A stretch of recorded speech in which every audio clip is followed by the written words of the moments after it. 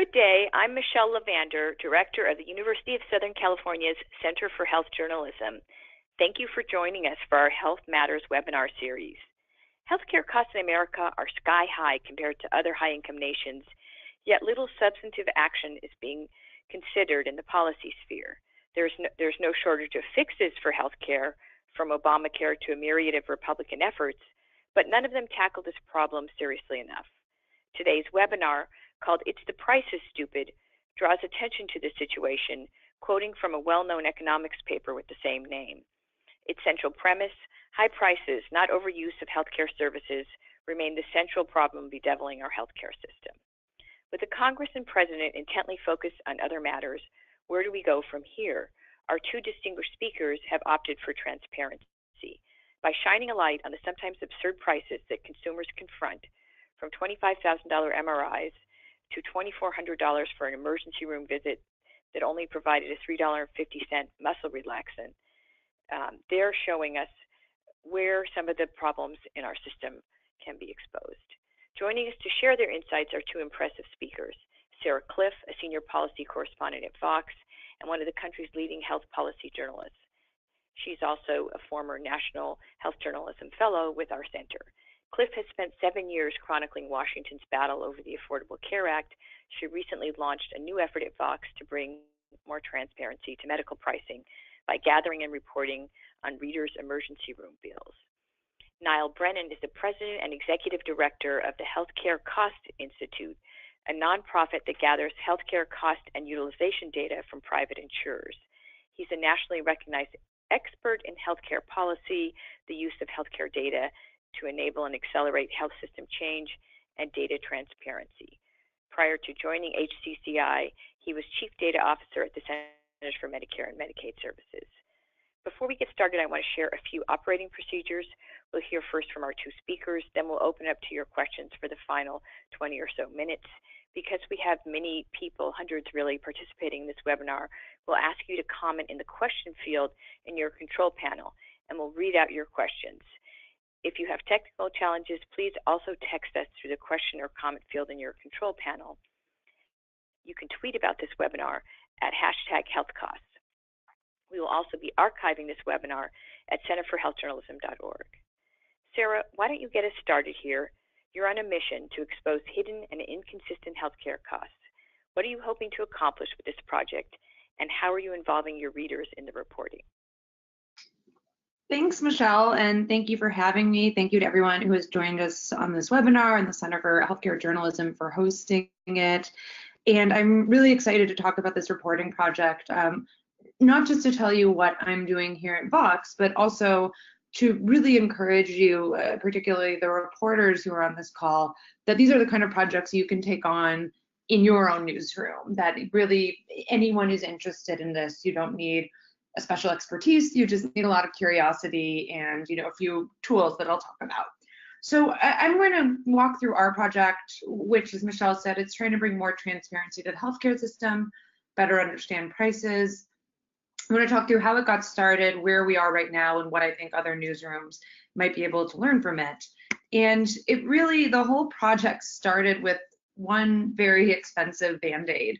About 1.5 years ago, a reader sent me a bill.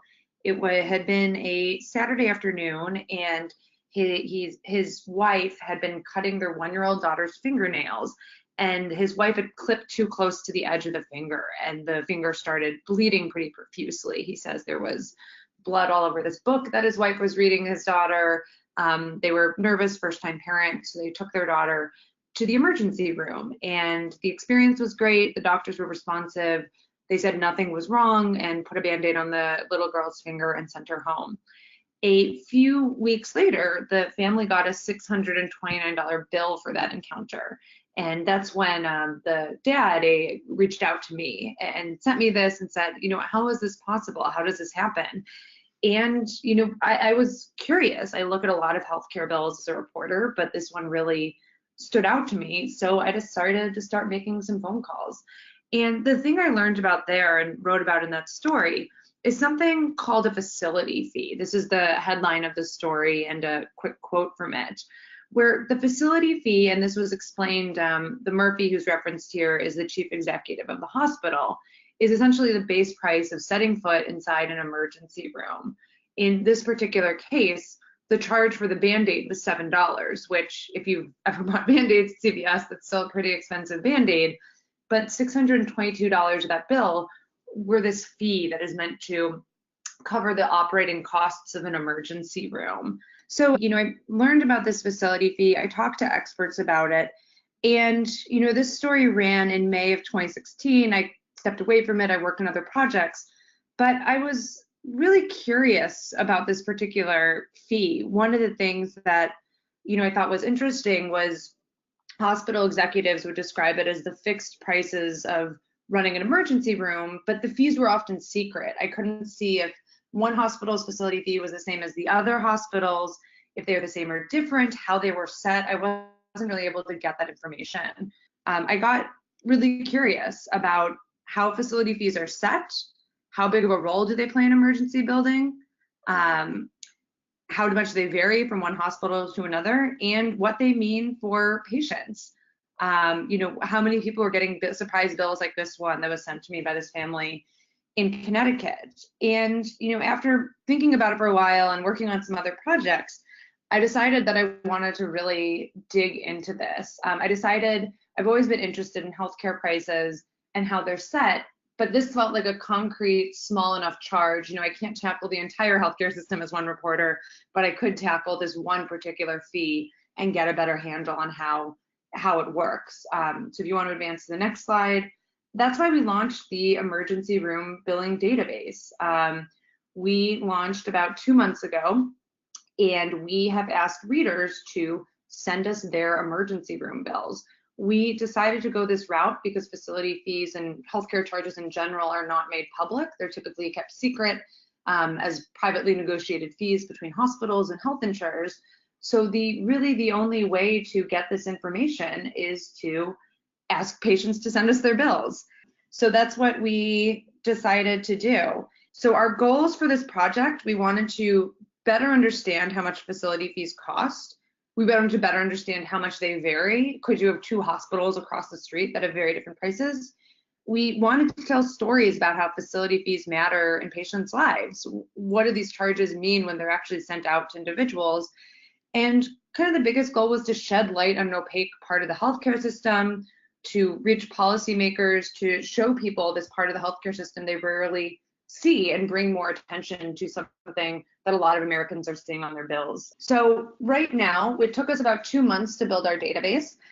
We've received over 600 bills, and we currently have bills from 48 states. We are currently missing Arkansas and Wyoming. If any of you are from Arkansas or Wyoming and would like to help us flesh out our map, I would be very appreciative. But the response has been very, very solid. A lot of different bills coming in from all over the country. And we published our first story just on Monday, where we combined data from our database with the data from the Healthcare Cost Institute. And you'll hear a little bit more about that from Niall Brennan. And I'll tell you a little bit more about that collaboration and how we work together. And the other thing that we've done is we've created an advisory network of 100+ experts who have volunteered to assist with the project. When we launched, I started getting emails saying, I'm an emergency room coder, I'm a doctor, I'm a nurse, I have some kind of expertise in this.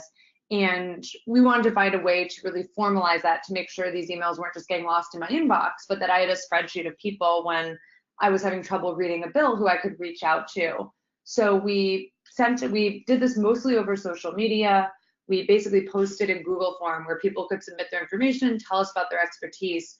And now we have this set of over 100 experts who have different skills, who have told us about their skills, and we keep them updated. One thing I didn't put here is we also have created newsletters, both for the people who submitted bills and for our advisory network, to keep them updated on the state of the project. We feel like if they are volunteering their time and their energy and their expertise and their medical bills, that they should get something out of it too. It shouldn't just be a project for Vox, but they should be kept updated. So we sent out our first newsletter on Monday when our first story ran, to let them know about it, let them know what stories I'm thinking about next. So that is also part of our progress, is creating those two very specific newsletters. So our first story combined personal stories from our database with HCCI's much larger database. They have about 70 million emergency room visits that we were able to look at to tell the story of why the price of facility fees have increased dramatically since 2009. And this is my favorite chart from the story. It looks at the fact that spending on these emergency fees in the HCCI database, which covers people with employer-sponsored insurance, they've gone up about $3 billion over the past 6 years. But the number of visits to ERs, the actual bills for these fees, has stayed relatively constant. It's actually gone down a little bit when you look at it. And this, really jumped out at me. One of the other things we're able to show is that the price of this fee has gone up 89% in this same time frame from 2009 through 2015, at a time when healthcare spending has gone up 22%, outpatient prices have gone up about 48%. So it really suggests something unique is going on with this particular fee. We were able to couple that with stories from our own database of people who are facing these high fees and how it's affecting their lives. So the story Michelle mentioned earlier of a man who went to a Kansas emergency room, received a muscle relaxant and got a $2,400 bill. We looked at kind of how the fee played a really, really big role in that, and how the choice of an especially complex fee led to a much higher bill. So we have had reactions so far from the people we're covering, and I will say I'm in touch with these groups. I regularly ask them for comment. I try and make sure my stories are not surprises. But when we launched this project, the American Hospital Association sent a note to all its members letting them know about it, suggesting that they remain familiar with their policies about patient billing, how they talk to patients about it. So it suggests that these groups are taking notice of the project, and we're keeping an eye on that as well. The American College of Emergency Physicians has put out a statement on my story yesterday, so I'm in touch with those groups and keeping up with them. Some of our hurdles with this project that you might run into with your newsroom if you get into health prices. One of them was concerns from our legal team. They wanted to know what it would mean to collect personal medical information and how we would make sure it was stored securely, which also gets to the technical concerns we had with this project. And we spent about a month working through those. We wanted to make sure if we were going to collect this information, we are not going to put it in some kind of jeopardy for our readers. And we really worked with a lot of our editorial engineers here at Vox to create a secure database that we felt comfortable asking people to submit data to, and to making very clear on our submission page what people are giving us permission to do and not do. That was probably one of the biggest parts of this project that wasn't reporting, that I haven't dealt with as much that I dealt with in this particular project. We had to think about outreach. What can we do to get people to send us their bills? We're asking for something kind of sensitive, something, that's a little bit personal. So we really thought a lot about our messages of how to ask people. And part of that, as I mentioned earlier, was inviting people into a community, not just making this the submission of one bill, but actually, in a community that they're going to enter, that they're going to be part of, that they're going to hear updates on.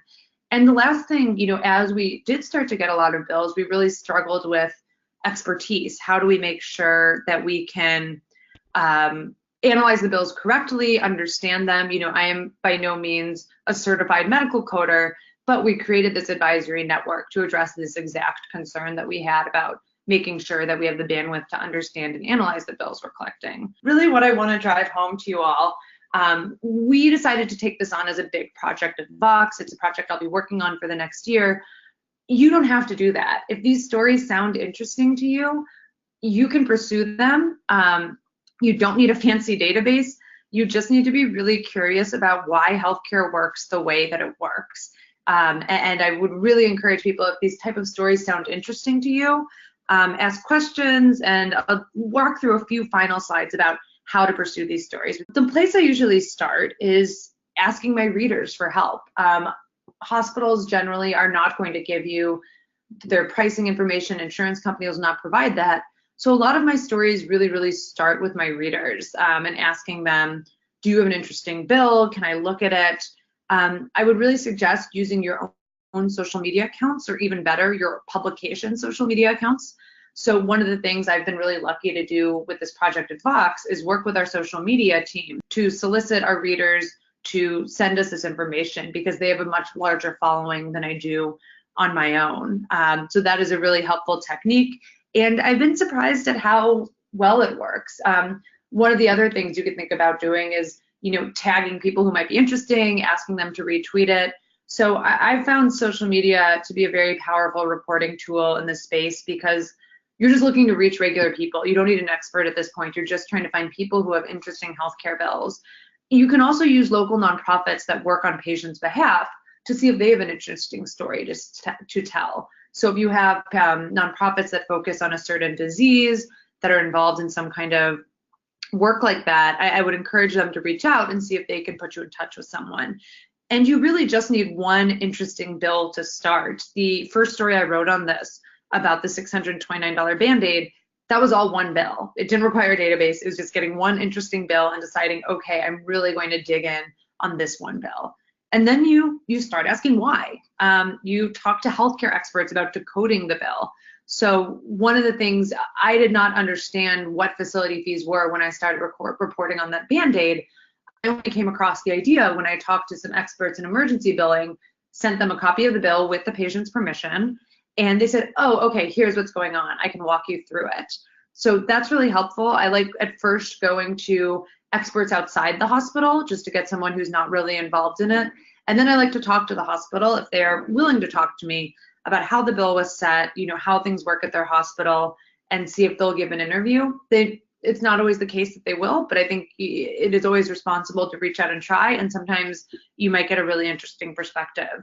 A few more tips. Don't be afraid to ask dumb questions or questions that feel dumb to you. If you are new to this, if there are things you don't understand on a bill, it really behooves you just to ask a smart person to explain it to you. This is where I was when I started trying to read emergency room bills a year and a half ago, where I couldn't understand what was on the bills. So I relied on experts, and I've gotten better as I've read more of them.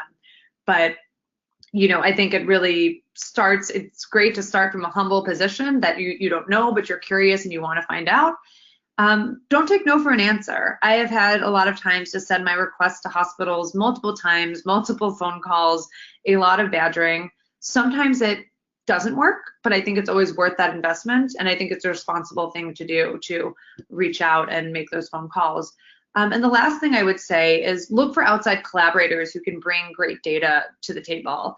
This is something Niall will talk about a little bit in his presentation, but look at the people who are in this healthcare data space. And I'd say one place that'd be really great to start, if your state has one, is an all payers claims database. These are usually nonprofits, sometimes government-run agencies that collect insurance claims data from all the health insurance plans in the state. And sometimes we'll make that data publicly available in certain ways. Sometimes we'll be willing to do a data project with you if you suggest a certain thing you would like them to pull out of the database. So there are, more than a dozen states have these all-payer claims databases now. In my experience, they have different capacity to take on unique projects with reporters, but it's certainly worth reaching out to people who are in the same space as you are to try and see if you can get data that would help tell the story of the one particular billing incident you're looking at. So that is the end of my presentation. I have a little thank you slide here at the end. You can always reach me on email at sarah.cliff@vox. On Twitter, I'm at sarahcliff. And now I will turn it over to Niall to tell us a little bit more about the work he does at the Healthcare Cost Institute. Thank you so much, Sara. Niall, we're really looking forward to hearing a little bit about how you are trying to bring transparency to something that's famously hard to understand, which is healthcare costs, and to learn about some of the obvious patterns you're seeing as you do your analyses. Great. So thank you very much for that, Michelle, and thank you, Sara, for kicking off the presentation. I'm going to go ahead with my presentation and hope that you guys can you guys see my slides, Michelle? Before I get too far down the road? We can, yeah, just full screen mode. Yes, okay. We're perfect. Great. Okay, so let's talk about the Healthcare Cost Institute and healthcare prices. I joined HCCI in June of this year. As Michelle said, I had a pretty long stint at CMS where I dedicated a lot of my time and effort to making as much data as publicly available as possible to journalists and researchers and the general public. So and a lot of that data is still available. I'll mention it again at the end of my presentation. So when I moved to HCCI, I went from an organization that had lots of data on public sector healthcare programs to an organization that had a lot of data on commercial health programs, particularly employer-sponsored insurance. So HCCI was founded under the premise that actually a lot of people's insights into the healthcare system were based solely on Medicare data and occasionally Medicaid data. And so what happened was that three commercial payers, United, Aetna, and Humana, agreed to set any proprietary concerns aside and contribute their data to HCCI, who would act as a trusted third party to promote independent, nonpartisan research and analysis into healthcare utilization and spending in the United States, also with an overarching commitment to transparency. To put that into perspective, we have data on about 50 million people a year, roughly 40 million people in the ESI market, about 5 million people in the individual market, and about 5 million people in the Medicare Advantage market. We also have 100% data for Medicare fee-for-service, which adds about another 40 million covered lives to our data stores. But to be clear, the population that we studied in our collaboration with Sara and Vox was our ESI population, so about 40 million people a year. This gives you just a sense of the relative strengths and weaknesses of our data. Again, when you're pulling it all from three, even though they're three very large companies, they have areas where they're stronger and areas where they're weaker. Areas where they're weaker tend to be a little more rural, and also states that may or may not be dominated by a regional plan, such as a Blue Cross plan. So we take this data, we analyze it ourselves. We publish a number of reports and issue briefs every year. We just launched a blog last week called Healthy Bites that we're very excited about, because I think it brings our analytics to market in a much shorter time frame. I have PhDs on my staff, so I have to keep them happy by allowing them publications in peer-reviewed journals. So we also publish in Health Affairs and JAMA and New England Journal of Medicine, et cetera, et cetera. And then I think important for people to note here, we also enable a lot of, frankly, world-class research with our data. So we license our data to some of the best and brightest in the research field, including the Congressional Budget Office, the Medicare Payment Advisory Commission, both professional actuarial societies, and then a long list of top-tier universities. So I think it's actually, in my relatively small, insulated, APCD data aggregator world, there are competitors out there, and I think some of the smartest minds in healthcare are choosing to use HCCI data, which should give you a comfort level with the overall quality and representativeness of our data. So because this is a call largely for journalists, I want to just give you a couple of quick examples of ways in which we've worked with folks in the media. This is a rapidly evolving sector for us. It wasn't necessarily a priority for my predecessor, but I think it's very important for us to be able to socialize the data via collaborations and partnerships with media organizations. We had Melanie Evans of the Wall Street Journal did a nice piece on high deductible health plans featuring our data, and she incorporated a lot of the data into a very nice interactive graphic presentation, as well as obviously a written analysis of the data. One of her main points was the rate at which out-of-pocket spending for people in high deductible health plans was outpacing increases in family income. Sara spent a lot of time speaking about her story this week. It was another great collaboration. I'm not sure what a Twitter impression even is, but my PR people assure me that there were many, many impressions on Twitter as a result of the story. So I guess that's a good thing. Wanted to just give you another little flavor of how we approach our own analytics and the kind of the granular nature of our data. My apologies.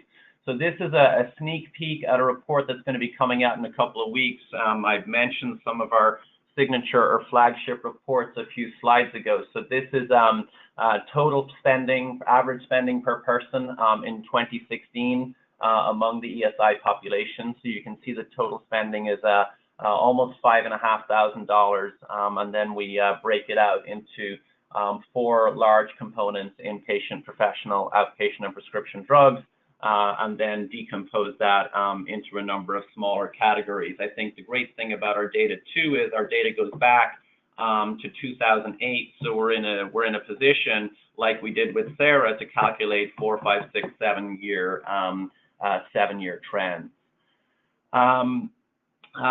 Another thing I wanted to flag for you, or a way in which you can use our data, is we can track people over time. There's been a lot of debate about changes to Obamacare, repeal and replace, and what would happen to folks who lose insurance. So there's a long held truism in healthcare that the top 5% of people account for 50% of healthcare spending. What I think is very interesting about this particular infographic that we created is that in any given year, 60% of the top 5% were actually not in the top 5% in the preceding year. So I think it highlights the inherent instability of the healthcare journey for many people, and the need to have appropriate coverage mechanisms, regardless of the financing mechanism for those coverage mechanisms, in order to protect them from unanticipated medical expenses. Also, just some other numbers that have jumped out at us in recent analysis. So we've been looking at data from 2012 to 2016.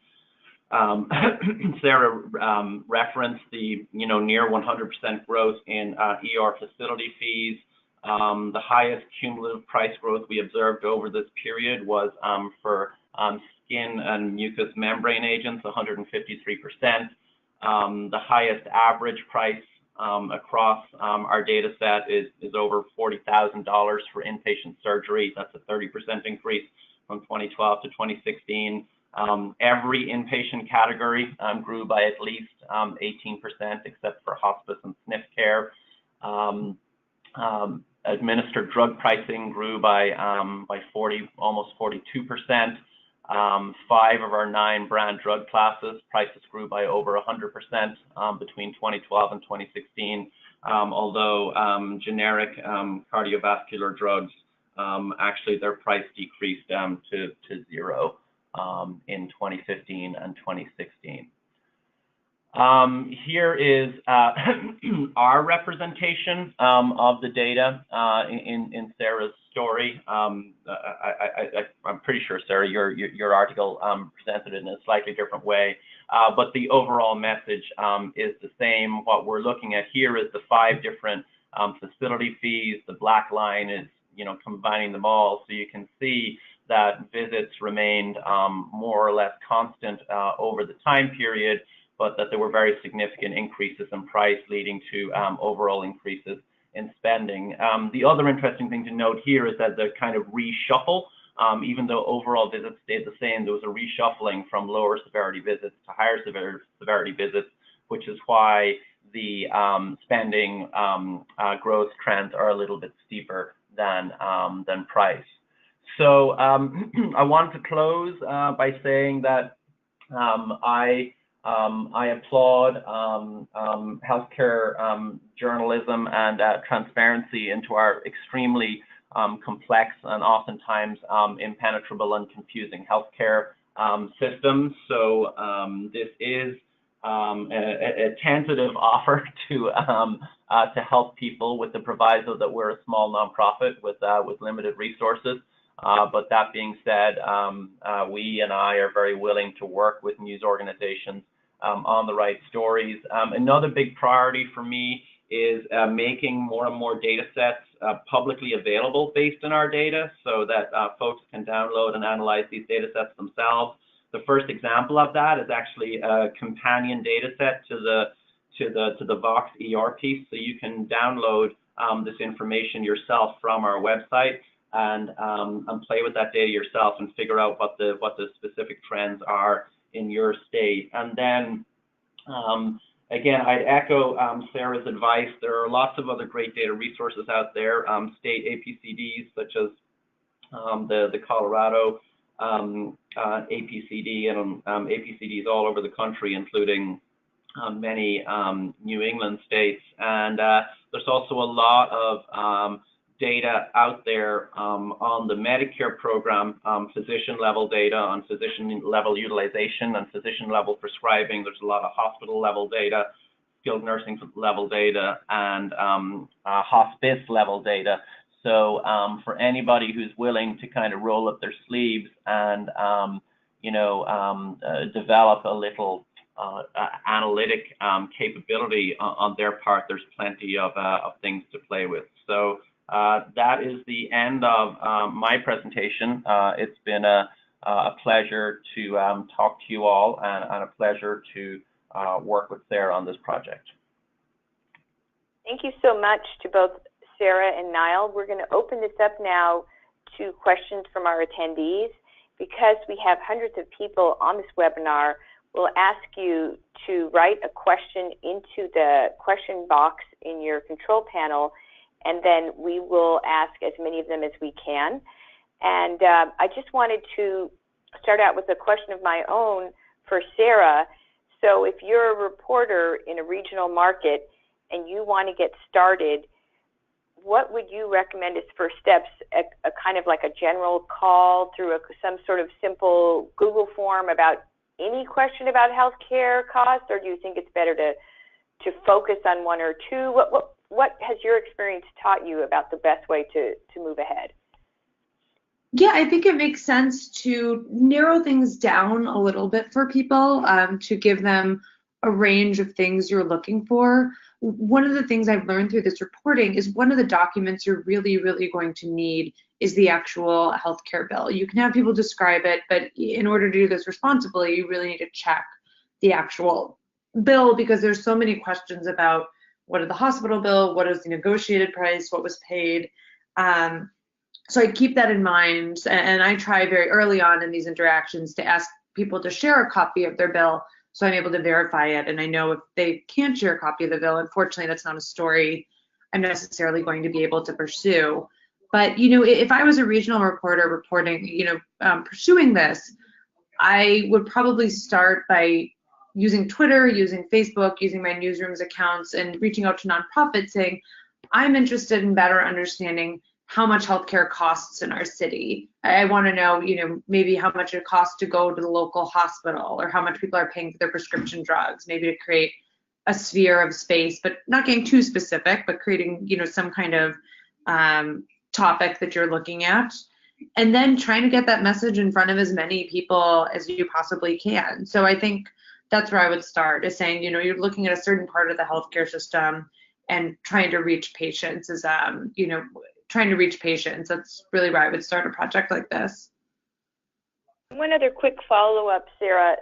So for those of you who haven't read Sara's latest story in this project on emergency room fees, which you can find on our website where you registered for the conference at Center for Health Journalism, you have the stories of patients, and then you weave in Niall and his broader data. So how are you integrating sort of the bigger picture nationally with the anecdote to make this a more authoritative project? Yeah, so in structuring this story, it went through a few drafts, and the first draft really started and it hit people with the data because I'm a data nerd and I thought the data was so interesting and surprising. But my editor said, whoa, those are too many numbers. You have to make this human before you're going to get people to care about the numbers. So the way I structured this story, which could be a helpful format to follow, was really starting with a personal story. I started the entire story with this guy in Kansas who is moving furniture during the day, wakes up at 1 a.m. with excruciating pain and goes to the emergency room. And he's the guy who gets the $350 muscle relaxant and the $2,400 bill. And then I go into saying, okay, here's what we know about why this happened, and here's this big new data set that explained why this man in Kansas had such a high bill. And I really structured each section of the story like that, starting with an anecdote, and all of these were people who I reached out to who had submitted bills through our database, and then starting there with the anecdote and then drawing it out to the data and trying to get people personally invested in these stories and then tell them about the data behind it.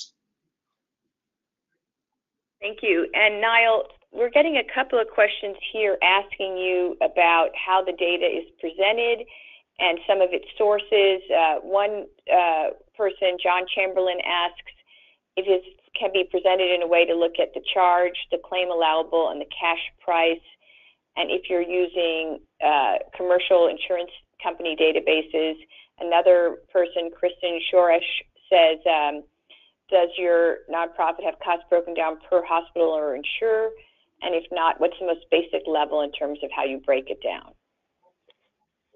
So let me try and take those in order. We have data on both kind of hospital charges, or the rack rate, if you will, and then the negotiated payer rate. So the data in the Vox story represented an average of negotiated payer rates. To move on to the second question, hopefully having asked the first, we do have data at both the hospital and physician level, but because we have negotiated payer prices, our hospital and physician IDs are encrypted. So you can do analyses at the hospital level, but right now you can't actually report at the hospital level. We have a couple of questions about the patient's right to information. Mary Butler says, what are the patient's rights when it comes to asking their provider to explain the bill? Shouldn't they have access to the facility fee breakdowns? And Patty Singer says, healthcare providers will offer estimates of what care may cost. She understands that that's probably the best that can be done for an ER or heart surgery.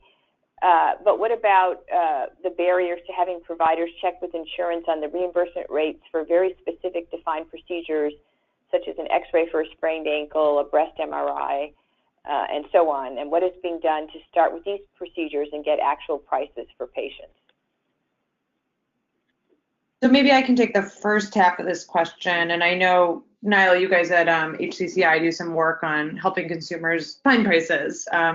So in terms of the patient's rights to their bills, I have not gotten into much research about the legal rights, so I'm not going to speak to that. But I will say a lot of hospital bills, it's a mixed bag. A number of them are very, very detailed. A number of them have the CPT codes, which are essentially healthcare billing codes that identify what is what. So I'd say, we have 600 bills in our database at this point.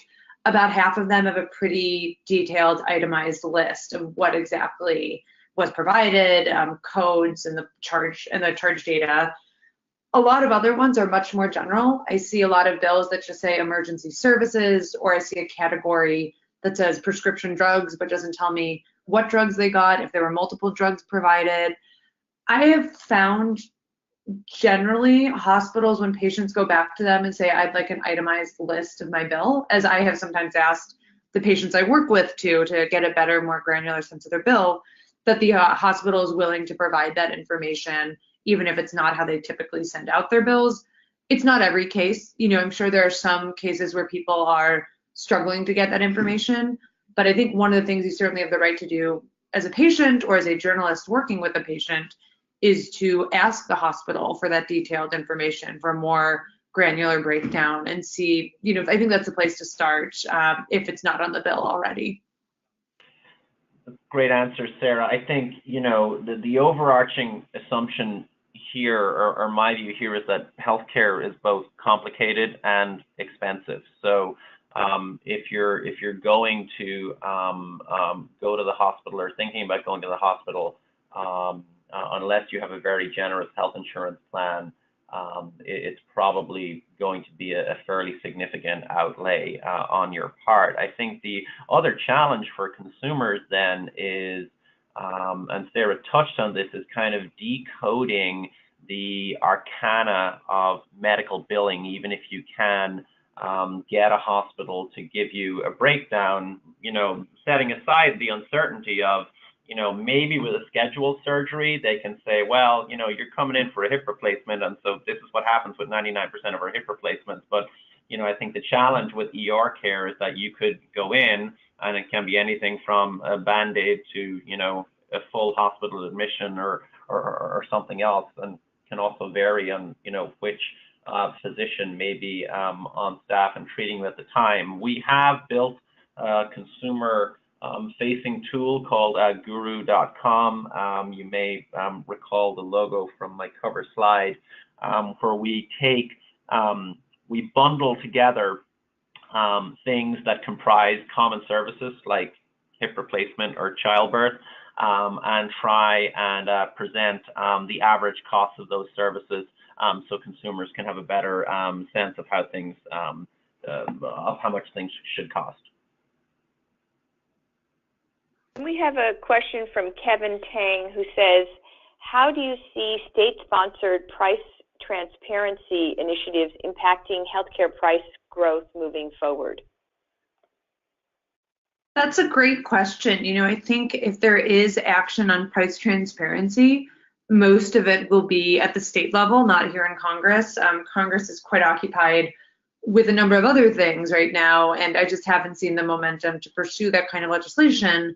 That being said, I do, semi-regularly hear from state legislators who are looking at these sort of issues. Some of the proposals I've heard would require hospitals to make their facility fees public, to let people know, just to give them a sense of, okay, like here's the base price of what you could be looking at paying if you walk into our emergency room.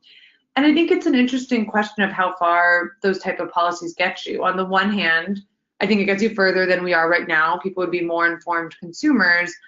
On the other, if you're someone who really needs to go to the emergency room, that transparency doesn't help you very much, that you're still going to end up going there and paying whatever they've decided to charge because you're someone who really needs to use those services. So I think it's those type of bills are a step in the right direction, but they don't necessarily give a lot of leverage to people who need care. You really don't have the ability to say no in that situation, even if you know what the prices are.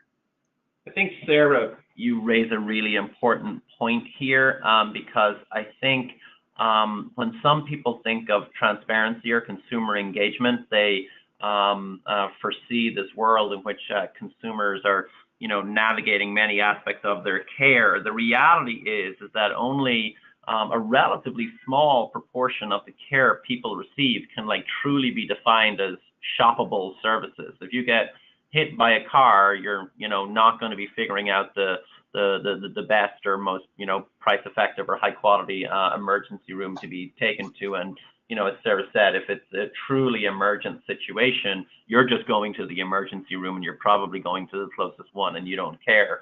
As regards the impact of state policies, we may have an interesting test case emerging in Florida at the moment.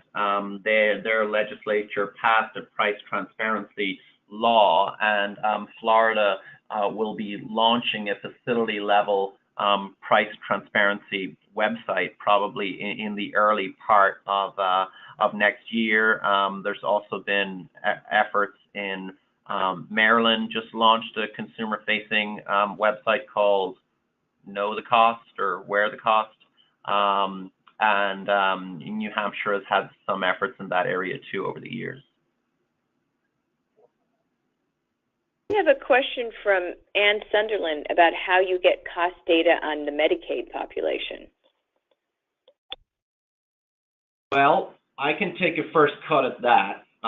You don't get it from the Healthcare Cost Institute because we don't have any Medicaid covered lives at the moment, although I certainly would love to incorporate those into our data set. Without putting my health data nerd hat on too firmly, Medicaid data in general is probably the most difficult data to obtain in our healthcare system right now, due to a number of reasons ranging from, some technology issues at states and also navigating, in addition to national data disclosure laws like HIPAA, often state data disclosure laws. I want to give a little bit of a shout out to North Carolina. Actually, there's an opioid code-a-thon going on in Washington, D.C. Today, organized by HHS. And I know that North Carolina contributed a partially de-identified Medicaid data set to that effort, so people can try and gain better insights into the opioid epidemic. I think that's a great answer. The only thing I would add is it's always worth giving your state Medicaid office a phone call to see if they have the data that you're looking for. Sometimes it can be a little bit difficult to navigate online, but it's worth certainly a few minutes of your time to reach out to their public information officer to see if the type of thing you're looking for is available. We have more of a comment from Joanne Lynn, who says, we need some stories about the cost of long-term services and supports, as well as medical costs. The story is more complicated since the workers are often very poorly paid, but the companies that manage services are profiting well, and that the real costs of serious illness are in the personal care that could lead to personal bankruptcy. I don't disagree. And hi Joanne, how are you? I think I'm personally always striving to present as complete a data picture as possible. Yes, I think if anyone on this call finds that idea interesting, it is certainly a worthwhile topic to pursue, and I would also be enthusiastic to see more reported stories about it. And we have a question from Jim Daly for both of you. What notable trends do you anticipate in 2018 in healthcare spending and prices? Do you want to go first there, Sarah, or will I? I'll let you. I have a short answer, which is that I expect prices to go up, which is kind of the thing you can always rely on in healthcare. I don't follow this quite as granularly as Niall does, but I think I expect it to go up. And one thing I think we're seeing that I'm looking at or exploring in a future story is how insurance companies respond, particularly with denials of claims. There's been some attention paid to Anthem denying claims for emergency room visits that they deem unnecessary. I think that's an area that I'm interested in exploring, where I think we'll see, more interest from other insurers, more outrage from consumers, more frustration from hospitals. So I think that's going to be an issue in the area of emergency billing that I'm covering that will be somewhat prominent in 2018.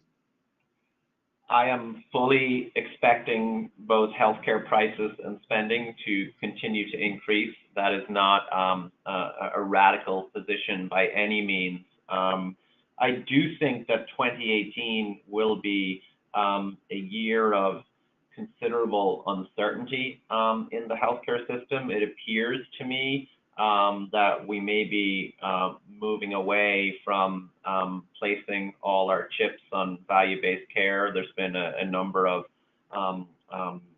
Center for Medicare and Medicaid Innovation demos and initiatives focused on value-based care have been canceled or rolled back. So I think it's going to be very interesting to see how health systems and health insurers adjust to kind of the rapidly changing dynamics of the market.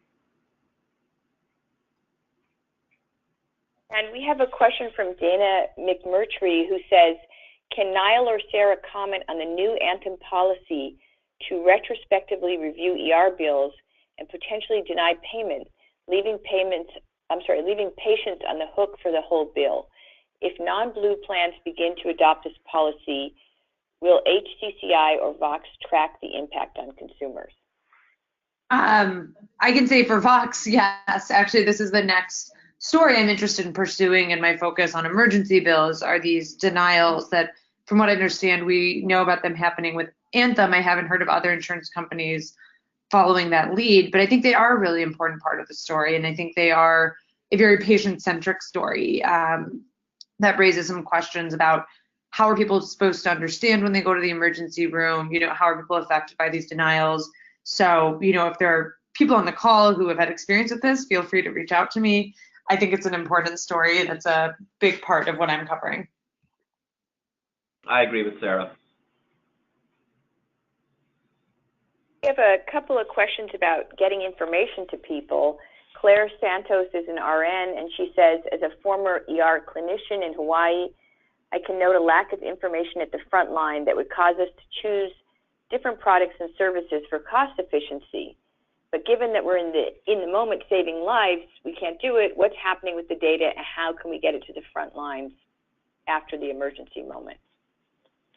So that's a really great and fascinating question that could be the topic of a webinar all on its own, and really does get into some very complex issues around hospital cost accounting and purchasing practices, because I do genuinely feel for clinicians who actually don't have any visibility into what some of their decisions, perhaps even discretionary decisions, may actually be causing to the bottom line either of the hospital or the patient. So it's definitely an area where I think I'm not a kind of a labor process productivity expert, but it's an area where I think the U.S. healthcare system could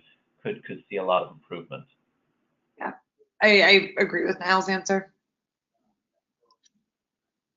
And we'll take two more questions here. One is from Dave Dillon, who asks, is patient skin in the game the answer to bending the cost curve? I don't necessarily think it is. I think, so we touched on this a little bit earlier about, there are certain instances when it is possible to shop for healthcare for commodity goods like x-rays or scans or prescription drugs. But, I don't think skin in the game is going to make much of a dent when it comes to things that are difficult to shop for, things that we are shopping for when we're unconscious, when we're in an emergency situation. The best research we have on skin in the game, I'd argue, comes from the RAND health insurance experiments from a number of decades ago. And it found that when people have to pay more out of pocket, they reduce their use of healthcare, but they reduce both unnecessary and necessary healthcare. We're not really good at figuring out what we should scale back on when we have to pay more. So, I guess I would revise my answer to say, yes, it could reduce health spending, but I don't know if it's the targeted policy intervention we want, because it will lead to a lot of necessary healthcare getting skipped as well. Yeah, so I've thought about this a lot. I agree with what Sara is saying. Skin in the game is only, one part of the solution. It's, healthcare spending has gotten to be at the level it is for many, many factors over a long period of time. So to kind of, frankly, to say that the solution is for patients to have more skin in the game is almost like victim blaming to me. There are a lot of powerful actors in the healthcare system who have access to more knowledge and more information about healthcare than not only the average consumer, than just about every consumer. So I think true controlling healthcare costs is a collaborative effort between payers and employers and providers, and consumers have a part to play in that. I do think it's probably helpful that although it can be painful that we all now pay more out of pocket for healthcare than we did 5 or 10 or 15 years ago, because consumers can't be totally insulated from the cost of their care. And our final question is from Patrick Pine, who says, do you have thoughts, this is for Sara, on how your reporting might effectively reach policymakers? It feels like most policymakers have some preconceived notions that do not match the reality that you're helping expose. Are political biases too strong to overcome? No, I mean, I think in this area of healthcare spaces that actually there's a little bit less bias in terms of health prices. That's not as much of an ideological area. I think there is pretty widespread agreement. We have high prices, maybe some ideological breaks on how you address those high prices. But in terms of reaching policymakers, I mean, I think it is the exact same approach as reaching any of our readers, of telling really great stories, of doing our work to explore and reveal healthcare costs. And I think that is what grabs people's interest when they read an interesting story, one that raises questions. I've gotten, since I started this series, multiple emails from state level legislators asking me questions about my work, about, things going on in their state. So it seems like it is reaching a number of those people. And I think the way you do that is just through, reporting interesting, important stories. Well, with that, I think we're going to conclude. I want to thank our two wonderful speakers for helping to shed some light on this and processes for doing your own stories or your own analyses. If you're a policy person, I wanted to mention that we will have the slides of both of our speakers on our webinar page at centerforhealthjournalism.org. We'll also be sending you out a quick survey where we ask you what you liked about this webinar and for your suggestions on other topics we should consider. And we'll also have a link there to the webinar video. So thank you so much. Our hashtag on this, should you want to follow up, was health costs, and we'll look forward to joining you for our next Health Matters webinar coming up soon.